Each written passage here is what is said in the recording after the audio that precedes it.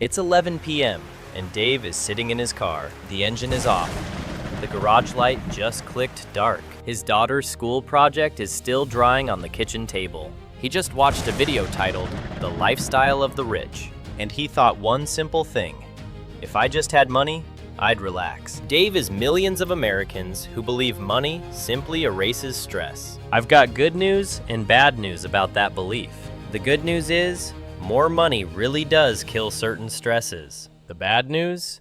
Every level just swaps it for a new stress. My name is Jeff, and today we're walking up the wealth ladder honestly. Most people think money is a switch.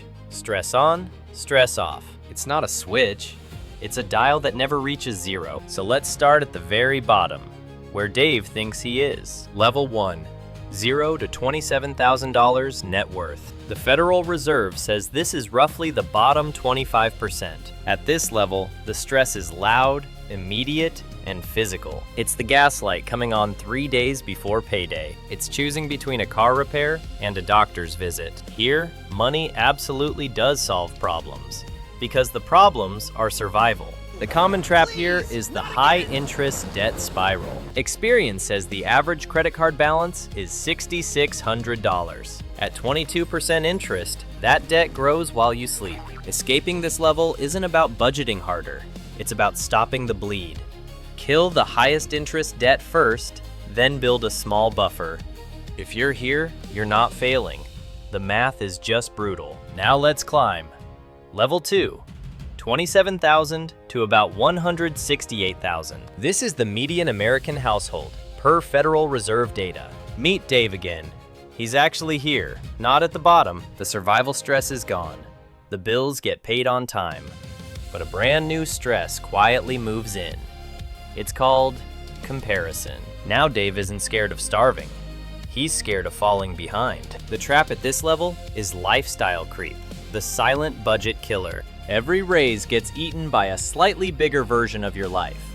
Bigger truck, bigger house, bigger payments. Exact same anxiety. The escape here is boring and powerful.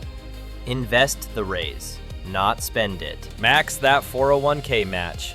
It's free money most people leave behind. Now let's hit the level everyone secretly dreams about. Level 3, the comfortable millionaire.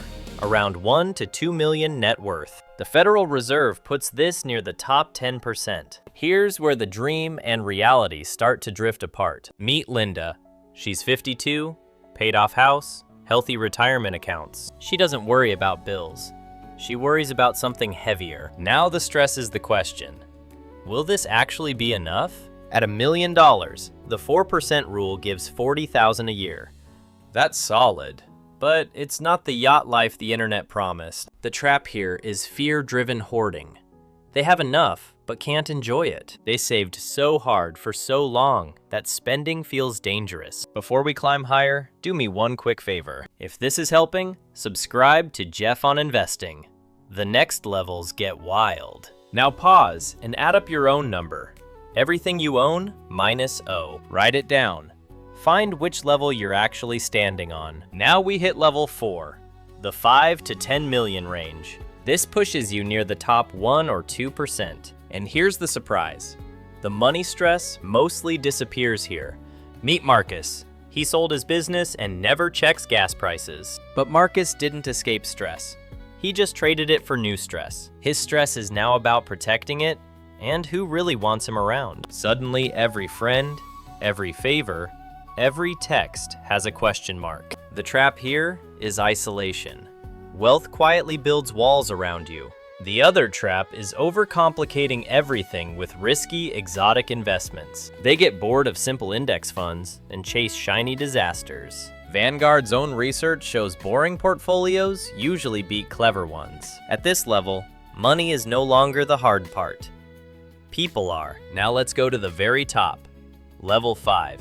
10 million and beyond. This is true generational wealth, the top fraction of 1%. And you'd think the stress is finally, completely gone. It isn't. Meet Eleanor. She has more money than she could ever spend. Her stress is legacy.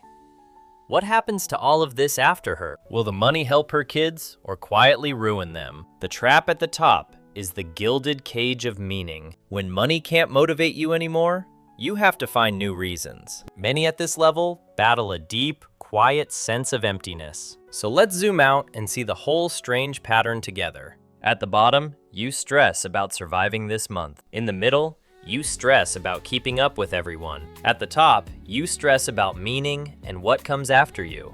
The stress never vanishes. It just changes its clothes. Here's the historical kicker that almost nobody talks about. Pew Research has tracked happiness against income for decades. More money does buy real well-being until basic needs are covered. After that, the curve flattens hard. The gains get tiny. The benchmarks for happiness were never as high as we feared. Now here's the false hope I have to puncture for you. You think the next level is where you'll finally feel safe. But every person on the next step thinks the same thing. That feeling of arriving keeps moving one level above you. This is not a character flaw. This is just how brains work. So what do you actually do with this honest picture? Strategy 1. Define your real enough number, not an infinite one. Figure out what annual spending makes your life genuinely good. Multiply that by 25.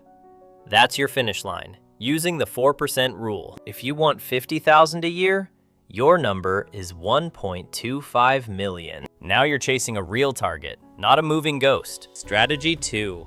Automate boring investing so emotions never touch it. Max your 401k, where the 2026 limit is $23,500. Add a $7,000 IRA and let an index fund do the work. At 7% real return, that snowballs quietly for decades. Strategy 3. Build the non-money parts of your life now. Because Marcus and Eleanor's problems can't be solved with more money. Friendships, health, and purpose don't compound on autopilot. You have to invest in those deliberately, at every single level. Let me bring it back to Dave. Sitting in that dark car, he thought the rich version of him had zero stress. Now he knows the rich version of him just has different worries. And weirdly, that takes a huge weight off his chest. Because if no level is stress-free, he can stop hating his level. He goes inside and looks at that drawing school project. That's a richness no net worth level can actually buy. So here's the one sentence I want you to keep. Money doesn't delete your stress. It upgrades it to a better problem. Worrying about legacy beats worrying about rent. That's still progress. So aim to climb, but stop believing the top is stress-free. Build your money and your life in parallel, starting today. You're not behind.